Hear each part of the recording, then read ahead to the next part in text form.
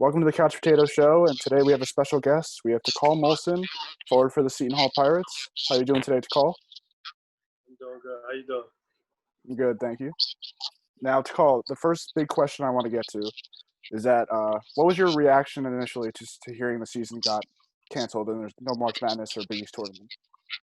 Uh, I was devastated. I was with those guys throughout the whole year, supporting them. Knowing that I felt that they were going to go on a historic run. So just knowing the season was cut short was just devastating. I felt for them. I felt for the seniors. I was just mad for them. Yeah. With that devastation in mind and the bond you had with your teammates, how did it feel to be in an atmosphere where you were truly a Final Four contender? How was that energy in the locker room? The energy was great. Like, heads wasn't too high. We didn't just think, oh, we're just going to get to the Final Four automatically. Like, everyone still had that, like we're the underdogs. So we had good vibes in the locker room, just, coming out as we were the underdog every game, every practice. Coach Willard didn't let us get our heads too high or too low. So I think we were in a good place. And going off what you just said about the team being a real unit, like what changes did you see throughout the season of how you guys adjusted to every game to game, about different opponents and stuff like that? I think just our level of focus just increased. Every scouting report, even say if we did lose a game before, like our heads, we didn't hang our heads. Like next day we came right back in and got right to work. Even some people right after the game after the loss just got right back in the gym. So it's just all great energy. Yeah, would you say you mentioned that or you guys thought of yourselves as underdogs? Would you say that was something that kind of drove you guys as a unit and motivated you to prove people wrong? Yeah, even since I've got there, I think that underdog mentality has just encouraged the way Seton Hall plays basketball. Like, going out there playing tough, playing gritty every game. That's just the mentality of an underdog to me.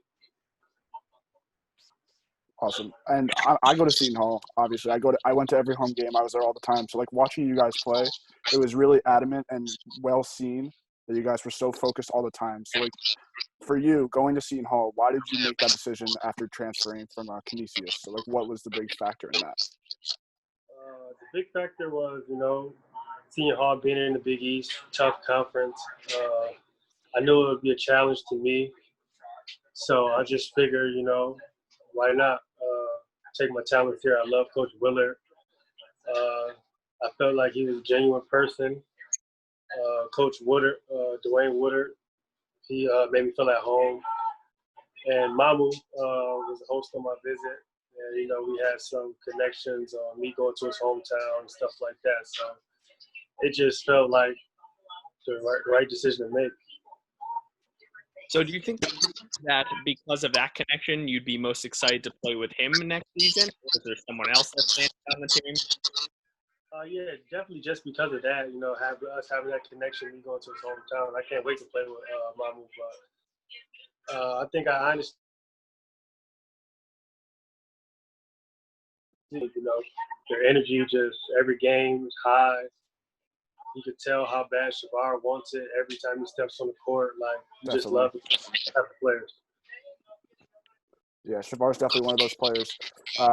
For you, what are your overall expectations going into the season, knowing that you lost All-American, Big East Player of the Year Miles Powell, Defensive Player of the Year Romaro Gill, and Quincy McKnight, another huge senior for the team this year? My expectations doesn't decrease at all. I feel like we have key pieces stepping into those positions. Ike stepping in for Rowe, me for MP, and Bryce for Quincy. And then with the pieces that's already coming back, I just feel like we're in the same situation. Many people might not think that. It's tough losing an All-American, but I'm confident in what I can do and what others around me can do. So I feel like we have the same expectations for me. That's what I think. Takal, for you specifically, what role do you see yourself playing in that next chapter of Seton Hall basketball? Say that one more time. What role do you see yourself playing in that next chapter of Seton Hall basketball? I mean, Seton Hall has a good reputation with, transfers and stuff like that. I just feel me playing a big role as far as scoring, defending, leading. I feel like I will have a big role in a lot of things. And I just have to bring others along with me. I'm still getting the chemistry good with teammates and stuff like that. It's first year, but we have good chemistry. But I just know it's going to get way better once I actually step on the floor. Gotcha. And I know last year watching the game, you guys, your identity as a team was really great defense, really stifling defense. Do you look to carry that over into this season as well? Yes, I feel like our defense this year is going to be better than last year. I think we're going to be a way better defensive group this year. Awesome. I want to go back to your days at Canisius. So your last year at Canisius, which was 2019, you earned first team All MAC honors, which is amazing. You averaged about 17 points a game, about 5.5 rebounds, and you shot about 43% from the field. So like, what for you was it like on Canisius? Were you a leader there? Were you one of the main guys there? Yeah, I was one of the leaders there. I wasn't one of the vocal leaders, but I was one of the guys that led by example. Just by playing hard, my teammates followed me once I started playing hard and have that energy. Like, I'm not a real expressive person, but just my play on the floor just brings everyone along with me. Now, is that something you look to carry on into your days at Seton Hall for the next 2 years or however long you're there? Yeah, I look forward to being one of those type of guys, but I look forward to actually growing and being more vocal with Seton Hall. Just being more expressive and being more vocal, I think, will be the biggest changes in my career at Seton Hall. Takal, you could truly be described as a game changer. Besides you, what new player being added to the roster do you think is going to make the largest impact? Largest impact? Well, I feel as does returners count? Yeah, that's Okay. The largest impact, I think, may be Sandra. I think, like, just the leap he took from his sophomore year to his junior year. I feel like this year he's going to be unstoppable. I feel like he's going to have impact on both ends of the floor. Playing the 4, he doesn't have to play the 5 again. So I think he's going to be very impactful. With Mamu is more like a 3-and-D kind of guy. He's a great shooter. Where do you see yourself fitting in with Mamu and the rest of the guys on the floor? I think I'll fit in as being one of the scorers on the team and one of the guys who, facilitates and get other people buckets. I think that would be pretty much my role on the team, I think, going on to this year. Okay. What do you expect it to be like in going from the MAC, which is one of the lower conferences in D1, going to the big physical Big East that's for years and years been known as one of the top conferences in the entire country? I don't really have, I don't think there's going to be, the speed of it is going to be different. I'm used to playing physical, so it being so physical doesn't really bother me at all.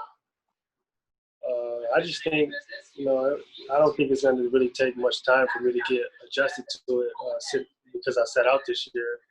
And I've got to play against, guys in practice. So I don't think there's really going to be too many adjustments for me. Just probably the speed of the game, getting used to that. I played a few high major games. The speed was a little different, but I think I did well in those games. Now, for the team, do you guys see yourself being as more like an adjustment team where you need a few games to like get your stuff together and figure out your identity and stuff like that, or do you guys expect to just go into the season just like you did last year and just take off? I feel like we're missing pivotal time right now. Being at Obviously, home, yeah. at school, working out, getting used to each other.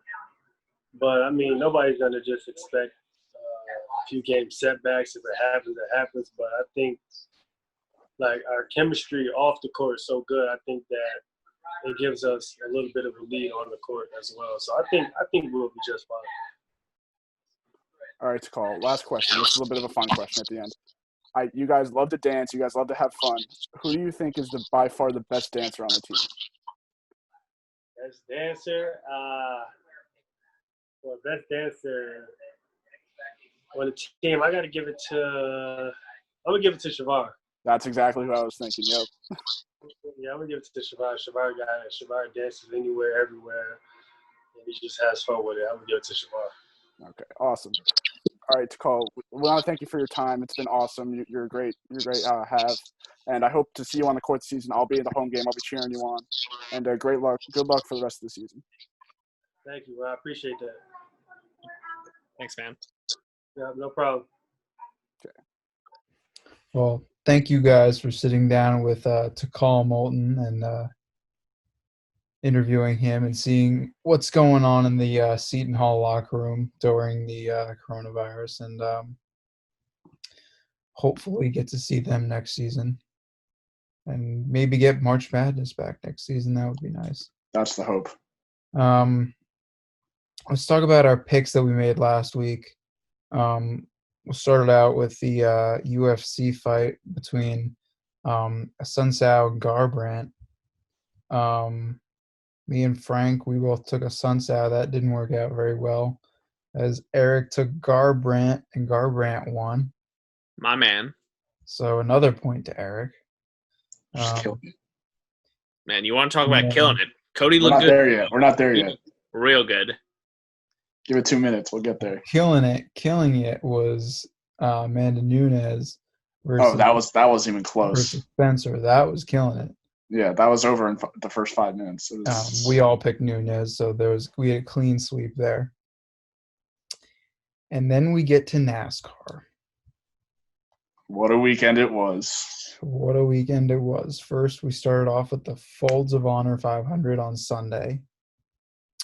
What a race that was. Great race. I had Kyle Busch. He did not win. Eric had Brad Keselowski. He did not win. Underwhelming. Frank had Kevin Harvick, and Kevin Harvick did take home the checkered flag. My man. So Eric's man, actually. I took Eric's pick. Another 3 points for Frank. And then last night, as we're recording this, Thursday night, so last night was Wednesday night. Last night, the Blue Emu 500 at Martinsville worked out for Frank again with his pick and Martin Truex Jr. Me and Eric both took Brad Keselowski, and that did not work out very well. So the I standing. think he finished, he finished, I think, third. Yeah, he did finish third. Not good enough. It wasn't a bad pick, but like Eric said, Keselowski went 0 for 2, and he was very surprised that would happen. So there you go. Yeah. I am stunned. The standings are now 9-9 to 4. Eric and Frank both have 9, and I have 4. Very depressing. Hey, I had fun. It was great to watch races this week. Last night's race was amazing. Oh, that was a great race. I mean, you had Joey Logano pretty much in the lead the entire time, and except towards the end with like 80 laps to go. Yeah, Ryan Blaney had the lead for a little bit. Jimmy Johnson even had the lead for a few laps. It was back and forth. And So then it was a good race. it was especially impressive for both of our picks, Brad Keselowski and Martin Truex Jr., because Keselowski at one point was down in 34th. Yeah. And then he worked his way all the way back up, made it to first, and then ended up finishing third. And then same with Truex. I think Truex was all the way down. He was like 21 or 22 or something at one point. I thought he was like 28, 29. Something really far down. And we saw it, like every time he looked back, he was at like 18 and like 12 and they 8 just kept and climbing. 6, and then he just took the lead at one point. Yeah, a great finish there. Yeah. And then last Sunday at the Folds of Honor 400, I had Kyle Busch winning, but it was still, and he didn't win, but it was still a pretty good showing for the Joe Gibbs Racing Team with Kyle Busch. Let's see if I can get this right. Kyle Busch, Denny Hamlin, Eric Jones. You're doing better than I ever would. I never remember. I'm missing one. I couldn't tell you. Oh, Martin Truex Jr. Yes. Oh, okay. There you go. I think they all finished in the top 10. So Yeah, it was great a great day, race, man. actually. It was really, really fun to watch. Really good race. Yeah. Yeah. Well, hopefully we can get we only have one race this week, unfortunately. So, well, let's get to this week's picks. We'll start with the UFC fight, the ladies' main event between I and Calvillo. Eric, do you want to explain what's going on here in the fight a little bit? Sure. Jessica I, just to set the scene, I's been in the UFC for a decent amount of time at this point. She's had her ups, she's had her downs. At one point, I think she was on a 4-fight losing streak. I believe, and this is off the cuff, but I believe she won Comeback Fighter of the Year in 2018, possibly 2019. I believe it was 2018. Went on a 3-fight winning streak, got to a title match, could not come up clutch there. So she is at so to speak, she's back at the bottom of the ladder for the contenders, but still has a good ranking. Is a great opportunity for her to, I think it would be considered an upset. She is a slight underdog here. And Cynthia Calvillo, she's actually moving up a weight class because she had so much struggles with cutting weight to strawweight. So this is going to be her flyweight, not her debut. It's not her pro debut. Her first actual fight professionally was at flyweight, but for UFC, I believe is her first fight at the flyweight. Yeah, so that's what's going on. So let's see. Frank, do you want to start off with your pick for the UFC fight? I'll start. I'm gonna take Jessica I. Eric said she was the underdog, but she's on a little bit of a hot streak. She's won 4 of her last 5 fights, from what I could find, and she has a reach advantage. She has a height advantage, and so that's pretty much it. So yeah, I'm gonna take Jessica I. Eric. Yes, like Frank, I am also taking Jessica I.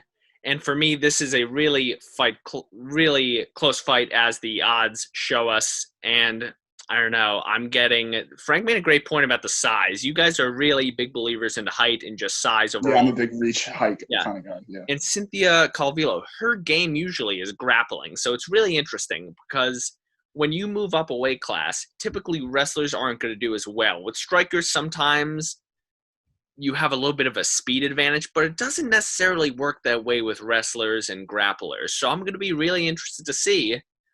Let me put it this way. If we're to get a finish in this fight, it's going to be because Cynthia Calvillo can take down Jessica I and keep her on the ground and submit her. But I don't think she has the power to take her down, and I really don't think she has the power to keep her down. In my eyes, I see a bit of a pun there in my eyes. I see Jessica I. You like that, Frank? I see Jessica I outstriking her, fending off the takedowns, and overall, I think we're going to see a razor-thin decision.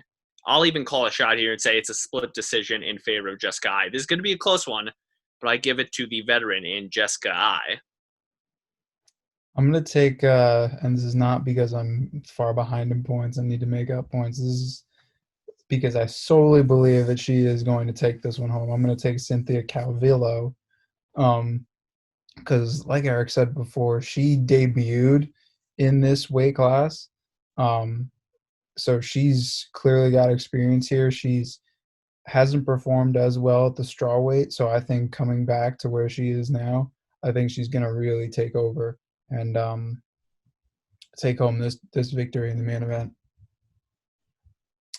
So I guess we'll move on to NASCAR in the Dixie Vodka 400. 400, yeah, 400. At Homestead Miami Speedway. Eric, who you got? Well, Frank said it earlier. Kevin Harvick's my guy. That's my man. I'm going with the only guy who is responsible for me getting any points out of NASCAR this season. It's Kevin Harvick this season. Guys, just listen to these stats. Great research. He's doing Tied really for well. most wins at 2. Tied for most top 5 finishes at 6. I believe tied with the great Kyle Busch for those top 5 finishes at 6. Currently, he finds himself at the top of the Cup Series standings. Of course he would, because listen to come on. Guy's a winner. He consistently delivers in the top 5. This is the most consistent man in NASCAR. I truly believe that. And he won this race back in 2014. And ultimately, I think Kevin Harvick will prove that he is the safest bet in all of racing. Give me the number 4 car, Kevin Harvick. I think he's also placed top 10 in pretty much every race. Pretty much every race Maybe except for one. Yeah, I think he struggled last race, actually. At last Martinsville, night. yeah. Yeah. But Yeah, that was the only one where I was watching and I was like, where the heck is Kevin Harvick? I don't even know where he's Harvick is always in it. He really is. Yeah. It's like Busch. Like, he's always in it to the end. And then, well, not last time, obviously, but he was always in it to the end, and he always makes that kind of push. And you're kind of like, especially, there's Kyle Busch out of nowhere. Yeah, especially in the super speedways. Kevin Harvick is a great pick. Not as much in the smaller smaller tracks like Martinsville, like we saw. Yeah, but the big super speedways where Kevin Harvick can get some speed, he's a great pick. All right, Frank, all right, I'm going to take a guy I took last time. I'm going to take Martin Truex Jr. again. He hasn't failed me yet. I'm going to stick with the number 19 car. He's had an average finish of 2 with 2 top 5 finishes at Miami. And he's hot right now. Of course, he won on Wednesday. And then he placed 3rd last Sunday. So I'm gonna go with him. He's hot right now. He's great, going really well for me. So I'm gonna stick with him. I guess we're gonna keep up the trend of just going back to our old reliable picks. Old reliable, back to it. Old reliable. I'm gonna go with Kyle Busch in the M&M's car. It's got to get there eventually. For good reason this time. No, the Toyotas have really performed well at Miami, at Homestead Miami Speedway in the past. And Kyle Busch, I think, is tied for the 2nd most wins all time at this track with 2. Yeah, I think he has 2. And he won this race last year. Frank picked Martin Truex Jr. on Wednesday because he won the race last year. So if I'm going to take a page out of Frank's book here. And also, like, Kyle Busch hasn't won a race yet. No, he has to win eventually. It's one of those things, like, the pin has to fall at some point. It's like it's the comparison that I would make is like Tom Brady when he was on the Patriots. Let's say the Patriots started 0-4. Patriots are still the favorites pretty much in every you knew somehow they would find themselves in a Super Bowl or something. They're going to win eventually. Yeah. So I think that Kyle Busch, knowing that he does well on this track, knowing this track very well, having won here twice, and clearly upset that he hasn't won a race yet, I think he's going to go head into the trailer and fine-tune the car in any way possible to bring home the checkered flag this Sunday. And I think it's going to be a really good race. It's going to be a great race. Yeah. Oh, yeah. All right. All right. Well, so with picks this week out of the way. Yeah. With the NBA, as you guys know, coming back, what I wanted to do is pick our favorites for this new tournament or playoffs in Orlando. We're going to do favorites overall, just who you think is going to win. Then we do dark horses, like teams that like you wouldn't expect to win, like just teams that no one else would pick that you think has an actual shot. So knowing that, we're going to start with Bender. So I'm curious to see what Bender is going to say. All right, so we're starting with the favorites, right? We'll go favorites around first, and then we'll go back around for dark horses. Yeah. Awesome. So I'm thinking LeBron's going to get that 4th ring. I see it for LeBron this year. Look no further than the man, the myth, the legend himself, LeBron James. And I think this is possibly his best supporting cast he's ever had. Worth noting that I think Miami was a better supporting cast. Yeah, Miami. I'll give you this though. Better. I think they fit together better than in Miami. Yeah, that's very fair. The names themselves, I don't think now. so, but the way they fit together is probably better. Yeah, I don't know. Just for me, I get it. Well, Maines has a crush on Dwayne Wade, but we'll get to that later. But my point is, That's coming up. We'll get there. That my background is on. Otherwise, you'd see Dwayne Wade right above me.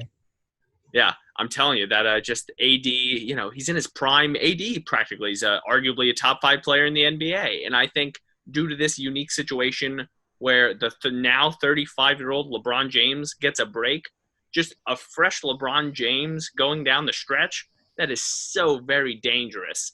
And LeBron's smart enough. I think he even leads the league. Yeah, there he is.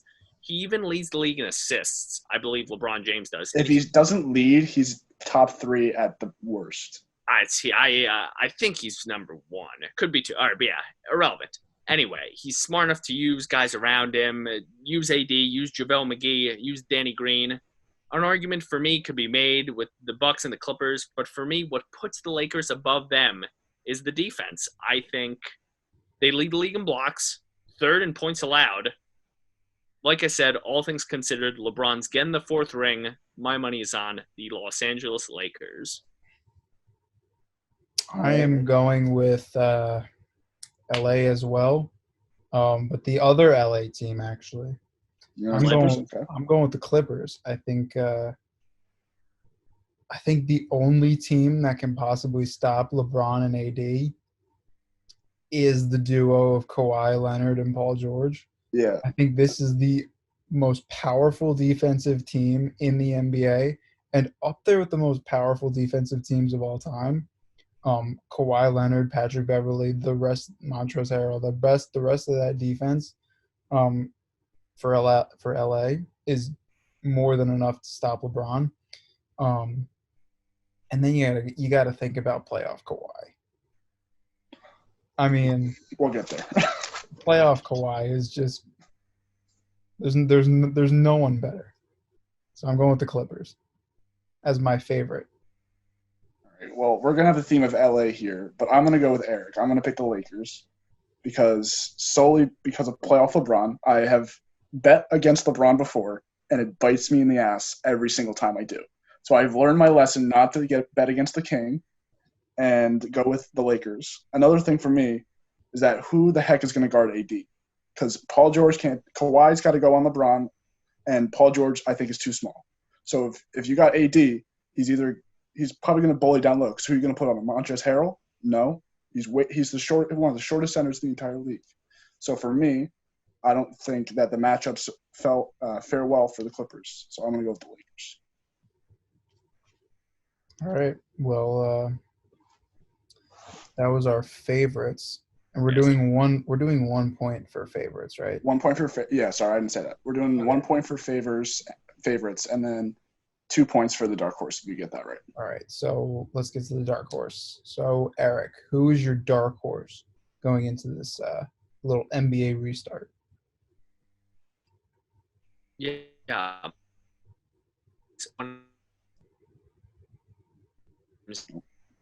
We lost a young 21-year-old Start over. Start over. You cut out completely. I'm telling you. Start over completely. We lost you. I was trying to talk through the. Yes. All right. I'll just go. Yeah. Just start over. Yep. My pick for the dark horse, it's going to be the Dallas Mavericks, leading the way. The young phenom, Luka Doncic. Everyone knows it's just a matter of time. What you just done? It's Doncic. Is it? Doncic. Yeah. The great Ryan Rucco disagrees, okay? Listen, this kid's a future NBA MVP. I'll say it right now. Maybe this year even. Yeah, he is an animal. 6th in the league in scoring, 4th in assists. And for what it's worth, no one throws dimes like Luka throws dimes. He's just – the passes this kid makes is freaking insane. He's a walking highlight reel. But I'm aware you can't do it alone.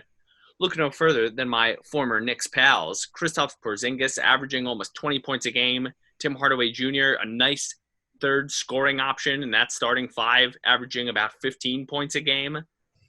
I'm telling you, if the Mavs get hot at the right time, they can compete with anyone in this league. They beat the Bucks this season, took 2 out of 3 from Denver. They beat the Lakers. the Mavericks are the most underrated team in basketball. And once the season comes around, they're going to prove it. I will give you a team that is better than the Mavericks. We all know who Tyler's gonna pick. I will give you a team that has beaten the Lakers, that has beaten the Clippers, that has beaten the Bucks twice, that have beaten the Raptors, that have beaten the Celtics twice. The Miami Heat are my pick. Throw out the Clippers. They are my pick. Unbiased pick.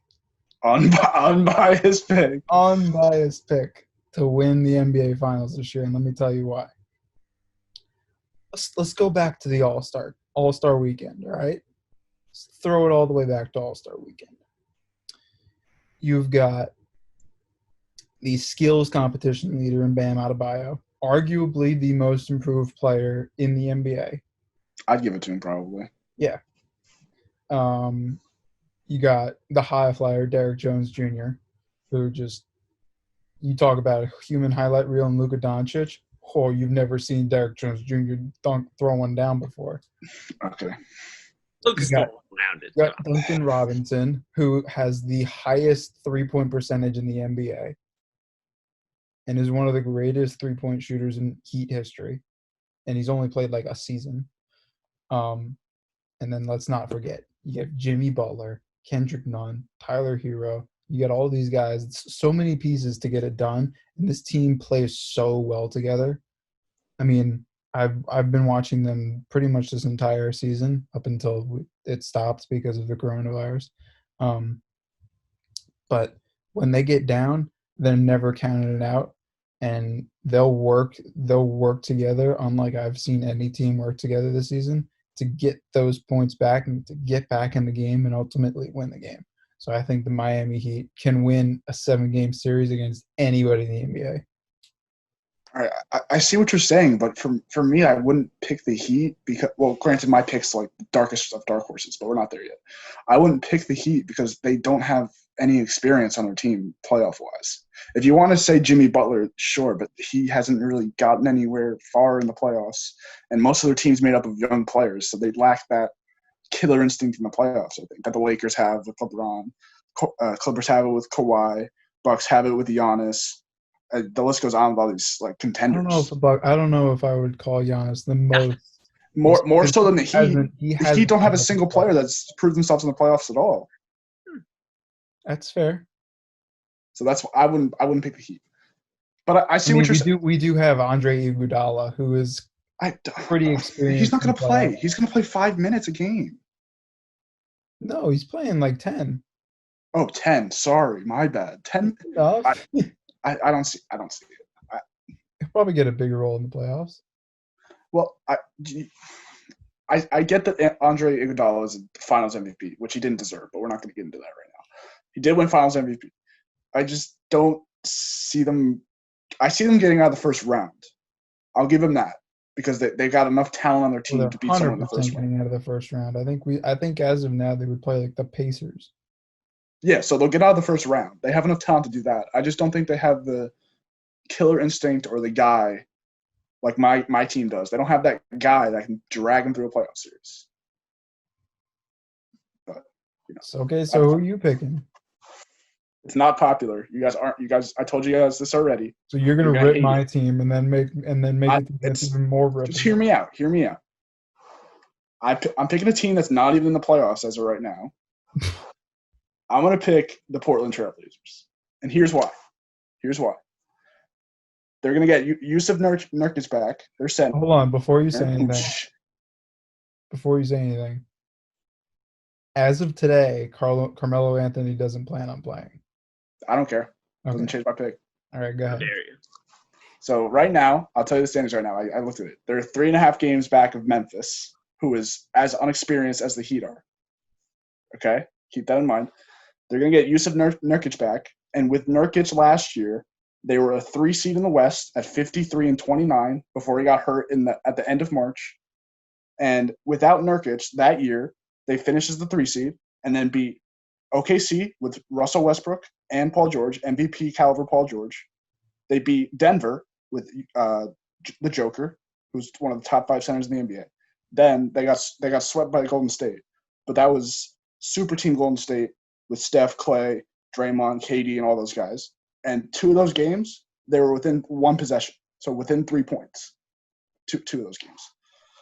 So that being said, they have Dame Dollar, Money Dame. Once again, I'm taking my guy that you don't bet against. Don't bet against Dame. You don't bet against LeBron. They got Dame Dollar, who's a top 3-point guard, undisputed in the NBA. They got CJ McCollum, who's an all-star, disputed all-star. And they're going to have Nurkic, who they're much better when they play with Nurkic. Because I have it right here. They were 46 and 27 with Nurkic that season. And then without Nurkic, so the end of last season and the entirety of this season, they were 36 and 39. So it's proven that they're a much better competitive team when they have Nurkic. So I'm going to pick Portland. So we're doing 2 points if 2 points if our dark horse wins. Yeah. How many games do the Blazers have to make up for that? You said they're 3.5 back? 3.5. Well, don't they have like 8 games to make it up? But they have, correct me if I'm wrong. Exhausted.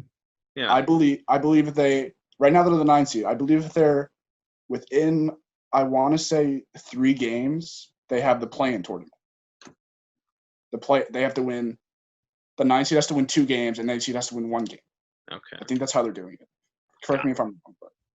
Yeah, no, I believe you are right on that. So all they have to do is get within 3 games, which is easy because they're 3.5 out right now with 8 to go.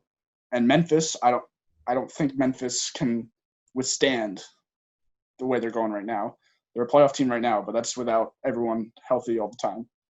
So I think they can get within 3 games, and then I definitely think they can win 2 games against Memphis. So we'll see. I don't know. Ja's been pretty good this year. I'll give him Ja, but who else they got? Jaren Jackson Jr. maybe? Not proven at all. Ja, not proven at all. They got Damian Lillard, who's won several playoff series for them over the years. CJ McCollum, who's a proven veteran, who's an all-star caliber player. And Nurkic, who was the X factor, as I just said. I was fully expecting you to take the Pelicans. You know, I was thinking about taking the Pelicans, but once again, for me, it was like, I always do this. I always go with experience. That's how I pick the UFC fights. That's how I pick basketball. I just think playoff experience and big fights and big games is what can propel you. Because you can't win without doing the hard stuff first. Because MJ had to lose several times in the playoffs before he could push through and win all those championships. So you have to start somewhere. So if you don't start anywhere, I don't think you can win. That's just my opinion. Okay. Before we wrap up, quick question. Are we going to get baseball this year? no, that's the answer. No. You think I think we will. I think we will. I'm with Eric. I don't think. Well, I only say yes because of this. Rob Manfred has the power to just start the season whenever he wants.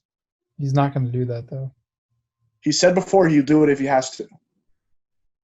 And to be quite honest, I don't think that'll happen. I think that the owners would cave before that and give the full prorated salaries because the prorated stuff, I don't know if you guys know about it, but they wanted to pay per game. That's what prorated is.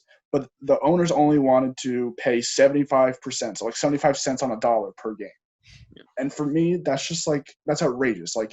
If you wanted to play games, you would have to pay the players their full salary for those X number of games.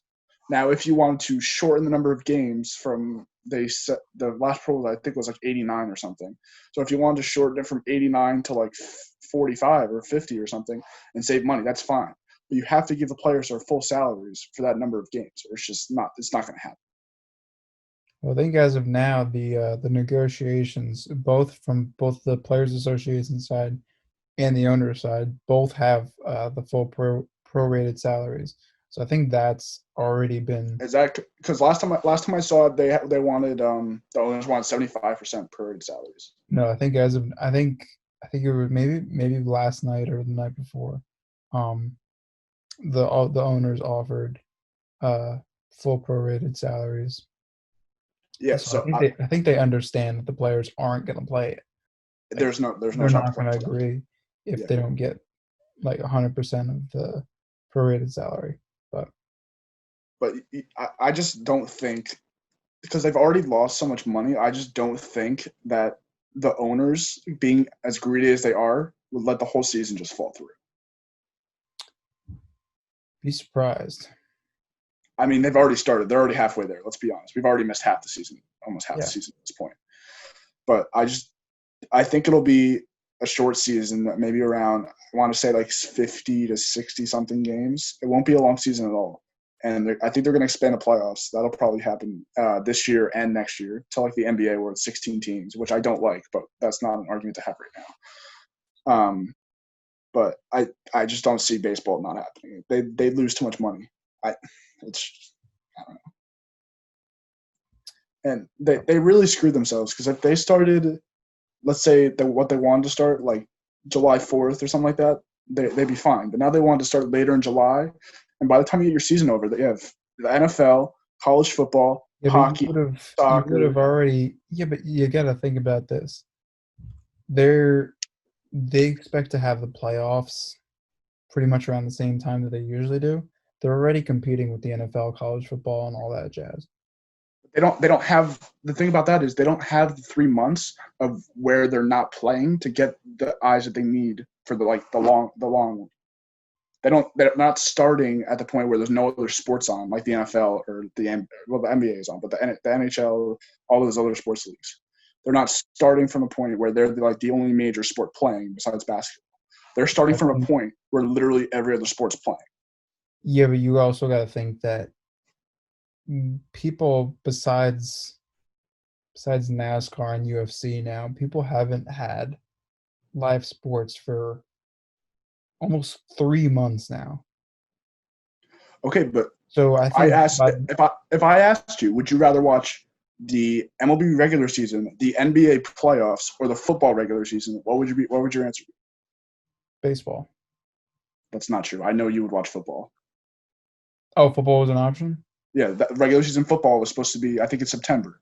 So when the football season starts, they're going to be playing in the middle of football too. Yeah, but football is once a week. I don't think it matters. One day a week. No, it's not. 2 days a week. It's 3 days a week. But I just don't. And plus, with the NBA playoffs, the NBA is already more popular than the MLB as it is right now. And just the playoffs. If you're asking me, I'm not going to watch the NBA playoffs over baseball. All right, but the general American public watches the NBA more than the MLB. It's well-known fact that the viewership goes down every year, but somehow the revenue keeps going up. General American public doesn't give two shits about baseball. Yeah.